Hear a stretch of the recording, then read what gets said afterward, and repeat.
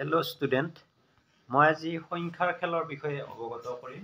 এনেকৈ সংখ্যাৰ খেল খেলিব পাৰি বা এটা ডাঙৰ অংক এটা আমি কেনেকৈ ডাঙৰ অংকৰে হৰণ কেনেকৈ কৰিম আমি সেই বিষয়ে দেখুৱাম। তাৰ আগতে আমি ধৰা দুটা অংক বিশিষ্ট সংখ্যা, যেনে দুটা অংক বিশিষ্ট সংখ্যা বুলি ক'লে 76। এই 76ক আমি যদি ওলোটাই লিখি পাওঁ, ওলোটাই লিখি পোৱা সংখ্যাটো 67। এতিয়া এই দুটা যোগ কৰিলে 6 7 13, 6 7 13 14। আমি এই সংখ্যাটো কিবা এটা সংখ্যাৰে হৰণ কৰিম। কি সংখ্যাৰে হৰণ কৰিম তাৰ আগতে আমি দুটা অংক বিশিষ্ট সংখ্যা এটা ধৰা আমি একক স্থানৰ অংকটো ধৰা আমি a বুলি ধৰিলো। একক স্থানৰ অংক a আৰু দশক স্থানৰ অংক b। তেতিয়াহ'লে এই সংখ্যাটো পাব লাগিলে আমি কি পাম? দশকৰ লগত 10 পূৰণ কৰিলে 10b প্লাছ a। ইয়াৰ ওলোটাই যদি লিখি দিওঁ তেতিয়াহ'লে ই দশকলৈ আহিব, ই এককলৈ আহিব। তেতিয়া হ'ব আমাৰ 10a প্লাছ b। এই দুটা যদি আমি যোগ কৰি দিওঁ, যোগ কৰি দিলে কি পাম? অৰ্থাৎ 10b plus a, 10a plus b, অৰ্থাৎ এটা a 10টা a, কেইটা a হ'ল? 11a আৰু প্লাছ 10টা b, এটা b, কেইটা b? 11b। তেতিয়াহ'লে আমাৰ এতিয়া কি হ'ব? 11টো যেহেতু দুই জায়গাত আছে, আমি 11টো কি কৰিলো? কমন ল'লো। ল'লে কি হৈছে? a plus b।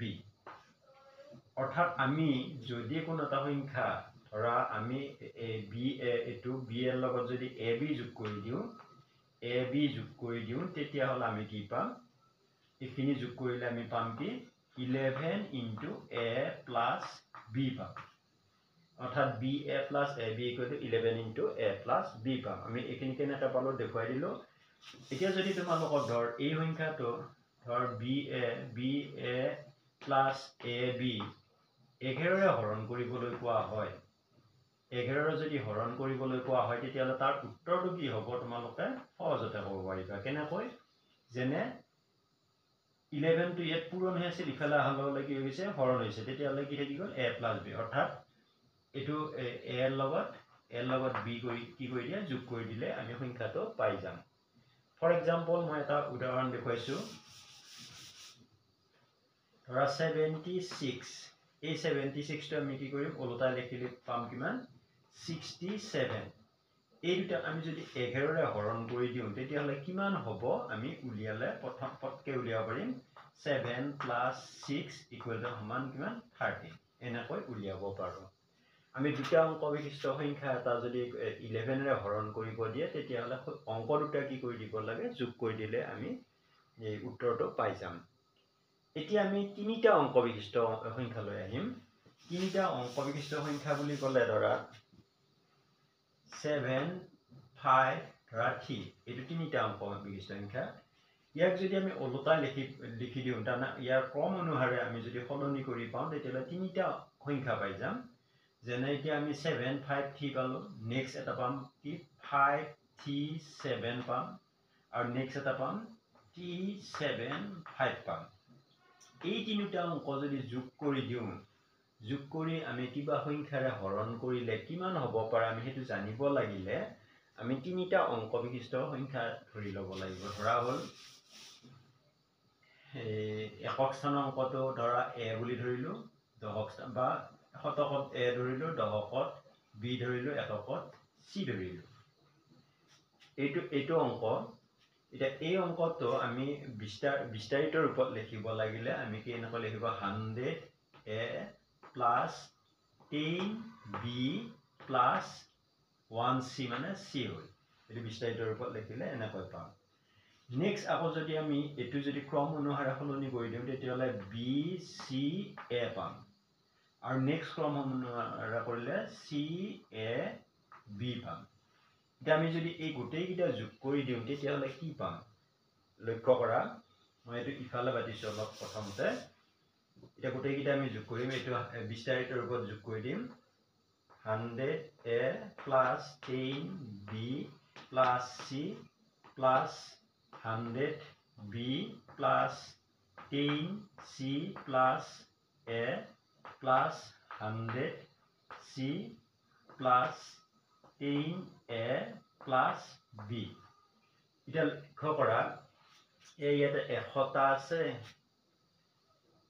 তাৰপিছত এটা আছে আৰু 10টা আছে, 11টা, 111টা আছে। গতিকে 1 1 1 এ আছে প্লাছ ঠিক তেনেকৈ 10টা বি, 100টা বি, 110টা বি আৰু এটা বি, 111টা বি, 1 1 1 বি প্লাছ আকৌ ঠিক তেনে চিও 1 1 1 চি আছে। এতিয়া গোটেইকেইটাত 1 1 1 আছে, 1 1 1 a plus b plus c, 1 1 1 common ল'লে a plus b plus c পাম। এতিয়া আমাৰ এই অংককেইটা যদি আমাৰ কি কৰিব লাগে, 111ৰে হৰণ কৰি দিব লাগে। 111ৰে হৰণ কৰি দিলে আমি এ প্লাছ বি প্লাছ চি লগত 111 পূৰণ হৈ আছে।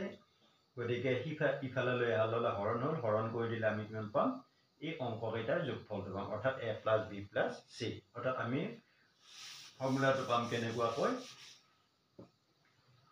এ b c plus b c a plus c a b by কি কৰিম, 1 1 1ৰে হৰণ কৰিলে কিমান পাম, a plus b plus c পাম। বা আমি a b c plus b c a plus c a b equal to কি পাম, 11 into a plus b plus c পাম। 1 1 1 1 1 1 into a plus b plus C পালোঁ।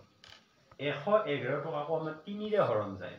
গতিকে 111ক যদি আমি 3ৰে হৰণ কৰোঁ, 3 3 গুণ 9, 2 নামিল, 1 নামিল, 3 7 গুণ 21। অৰ্থাৎ আমি এই বস্তুটো কি কৰিব পাৰোঁ, ভাঙিব পাৰোঁ কেনেকৈ, এইখিনি আমি ভাঙিলে কি কৰিব পাৰোঁ, 3 into 37 into a plus b plus c, এইটো পাব পাৰোঁ। এতিয়া যদি আমাক কয় a b c plus b c a plus c a b by 3, ইয়াক যদি 3ৰে হৰণ কৰি দিবলৈ দিয়ে, তেতিয়াহ'লে আমি কি পাম, যদি এইখিনি 3ৰে হৰণ কৰিলে 37 ইনটু 3 আছিল, 3টো ইফালে লৈ আহোঁতে হৰণ হ'ল, গতিকে ইফালে থাকিব কিমান, 37 into a plus b plus c, 37 into a plus b plus c. অৰ্থাৎ a plus b plus c, অৰ্থাৎ তিনিটা অংক যোগ কৰি দি 37ৰে পূৰণ কৰি দিলে আমি 3ৰে হৰণ কৰা সংখ্যাটো পাই যাম। ঠিক তেনেকৈ যদি আমাক 37, এতিয়া 37ৰে যদি হৰণ কৰিব দিয়ে, 3 লগত 37 পূৰণ হৈছে, ইফালে হৰণ হ'ব, অৰ্থাৎ এইটো 37 যদি হয়, তেতিয়াহ'লে ইয়াতে আমি কি পাতিম, 3 into a plus b plus c. For example মই এটা দেখুৱাইছোঁ তোমালোকক, যেনে 2 5 7 এই অংকটো যোগ, এইটো অল্টাৰনেট কৰিলে 5 7 2 প্লাছ 7 2 5, ইয়াক যদি আমি 1 1 1ৰে হৰণ কৰি দিওঁ, তেতিয়াহ'লে আমি ইয়াৰ উত্তৰটো কি পাম, 2 প্লাছ 5 প্লাছ 7, অৰ্থাৎ 5 2 8 7 7 14, গতিকে ইয়াৰ উত্তৰটো পাম কিমান যায়, 14 পাম। এনেকৈ আমি সহজতে কি কৰিব পাৰোঁ, উলিয়াব পাৰোঁ। এতিয়া এইটো আমি 111ৰে হৰণ কৰিলোঁ। যদি 111ৰে হৰণ নকৰি ইয়াক যদি আমি 37ৰে হৰণ কৰি দিওঁ, 37ৰে হৰণ কৰিলে, 37ৰে হৰণ কৰিলে ইয়াতে কি হ'ব, 3 into a plus b plus c, অৰ্থাৎ 2 প্লাছ 5 প্লাছ 7, গতিকে 7 5 12, 12 2 14, 3 14 42, গতিকে ইয়াৰ উত্তৰটো হ'ব কিমান, 42। এনেকৈ পাম।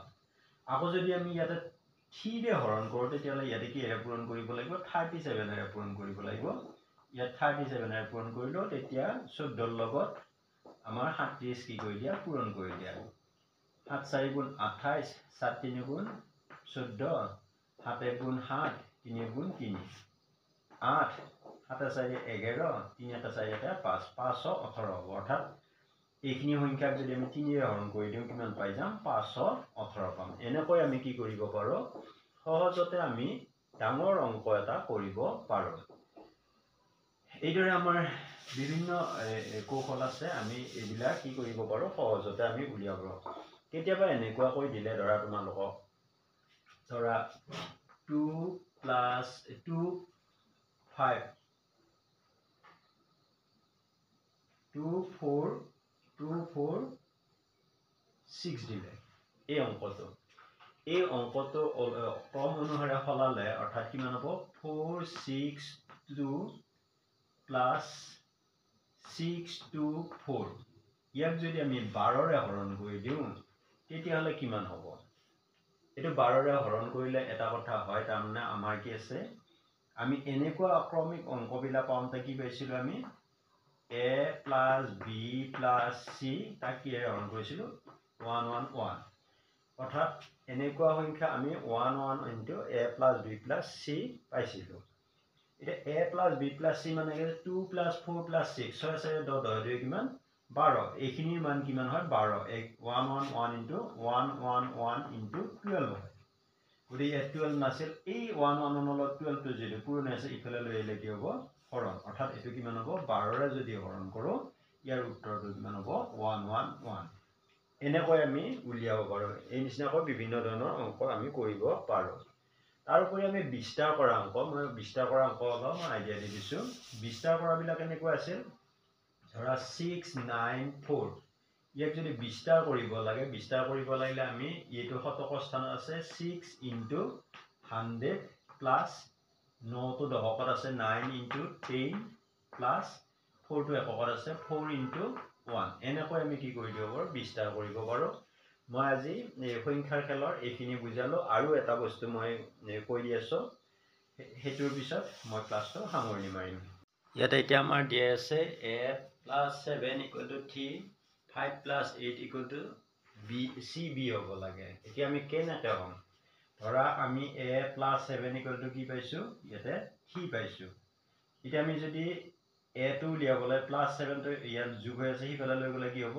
a equal to 3 minus 7 গতিকে 3 minus 7 equal to কিমান আছে minus 4 হ'ব কিন্তু minus 4 হ'ব নোৱাৰে তেতিয়াহলে আমাৰ এটো হ'ব নোৱাৰে তেতিয়া কি হ'ব পাৰে আমি যদি a plus 7 a মান যদি minus 4 দিও minus 4 দিলে নহবয়ে সেইকাৰণে আমি ইয়াত যেটো 3 পাব লাগে আমি কেনেকুৱা সংখ্যা বহাম গতিকে আমি ইয়াত যদি 3 থাকিব লাগে অৰ্থাৎ এখিনি 3 থাকিব লাগে আমি 3 থাকিব লাগিলে এটা 3 পাম নাইবা এটা 13 13 পালেও 13 একক স্থানত কি আছে 3 আছে তেতিয়ালে 13 পাব লাগিলে এ ঠাইত কি বহিব লাগিব 6 বহিব লাগিব ইয়াতে কি হ'ব আমাৰ এটা এ ঠাইত আমি কিমান বহাব পাৰিম